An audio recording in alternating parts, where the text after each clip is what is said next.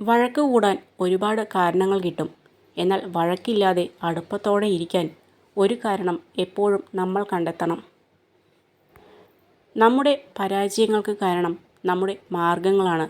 ആദ്യം മാർഗങ്ങളെ പൊളിച്ചു പണിയുക, പിന്നീട് പരിശ്രമിക്കുക. വിജയം നമ്മിലേക്ക് വരും. ഇന്ന് നിന്നെ അവഗണിച്ചവർ, ഇന്ന് നിന്നെ പരിഹസിച്ചവർ, ഇന്ന് നിന്നെ ഒഴിവാക്കിയവർ ഒരിക്കൽ നിന്നെ തേടി വരും. അപ്പോൾ അവരെ ചിരിച്ചുകൊണ്ട് ഒഴിവാക്കണം. കാരണം അത് നിന്റെ വിജയമാണ്.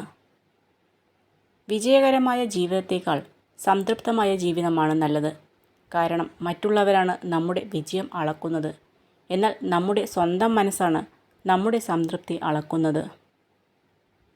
ജീവിതത്തിൽ എന്തൊക്കെ നാം നേടിയാലും അത് നമ്മൾ നഷ്ടപ്പെടുത്തിയ സമാധാനത്തോളം വരില്ല.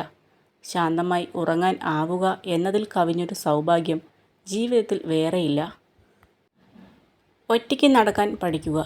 ഇന്ന് നിങ്ങളോടൊപ്പം ഉള്ളവർ നാളെയും നിങ്ങളുടെ കൂടെ ഉണ്ടാകണമെന്നില്ല. നിങ്ങൾ ഭയപ്പെടാൻ വിനിയോഗിക്കുന്ന സമയവും ഊർജവും പ്രവൃത്തികൾക്ക് നൽകിയാൽ ഉറപ്പായും നിങ്ങൾക്ക് വിജയിക്കാൻ കഴിയും. ഒരുമിച്ച് നടന്നപ്പോൾ എന്ത് നേടി എന്നതല്ല, തനിച്ച് നടന്നപ്പോൾ ഒരു പിൻവിളിക്ക് പോലും ആരും ഇല്ലെന്ന തിരിച്ചറിവാണ് ജീവിതം. ഓരോരുത്തർക്കും ഓരോ കഥകളുണ്ട്. ആ കഥകളിൽ ഓരോ ശരികളുണ്ട്. മറ്റാർക്കും മനസ്സിലാകാനാവാത്ത അവരവരുടേതായ ശരികൾ. നിങ്ങളെ ആത്മാർത്ഥമായി സ്നേഹിക്കുന്ന ഒരാൾ നിങ്ങളോട് പല കാര്യങ്ങളിലും ദേഷ്യപ്പെടും. പക്ഷേ ഒരു കാരണവശാലും അവർ നിങ്ങളെ വിട്ടുപോകില്ല.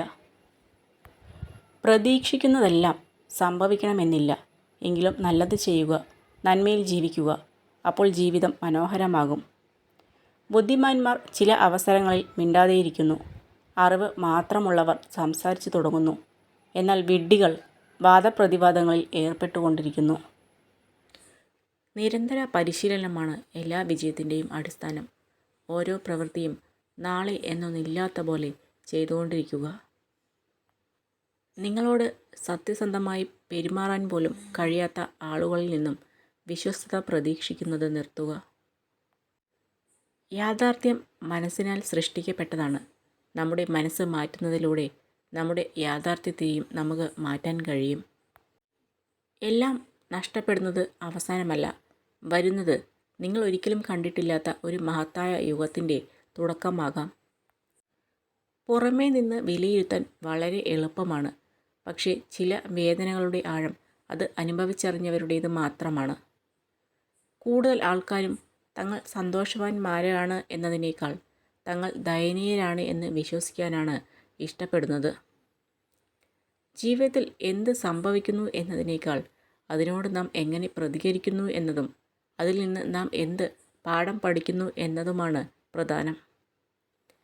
മറ്റുള്ളവർക്ക് വേണ്ടി നിങ്ങൾ മാറാൻ തുടങ്ങുമ്പോഴാണ് നിങ്ങളുടെ ഇഷ്ടങ്ങളും സ്വപ്നങ്ങളും ഓർമ്മയാവാൻ തുടങ്ങുന്നത്.